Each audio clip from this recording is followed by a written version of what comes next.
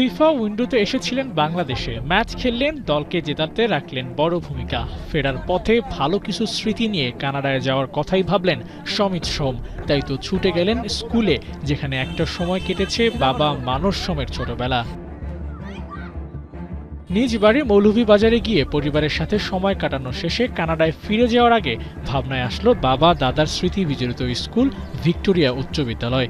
সেখানে গিয়ে বেশ কিছুক্ষণ সময় কাটালেন। আর তখন স্কুল জুড়ে যেন সাজ সাজ রব, শিক্ষার্থীদের উল্লাস ছিল চোখে পড়ার মতো। সমিত এসেছেন বলে কথা।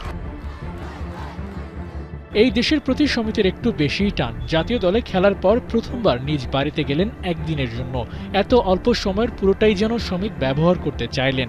প্রথমে আপনজনদের সাথে দেখা করলেন, এরপর স্কুল ভ্রমণ। বাংলাদেশের প্রতিটা মুহূর্তই যেন উপভোগ করতে চাইলেন সমিত সোম।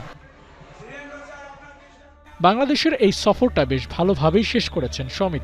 লাল সবুজের সামনে Singapore match, Asian cup qualify ওই ম্যাচে বাংলাদেশের লক্ষ্য ম্যাচ জেতা।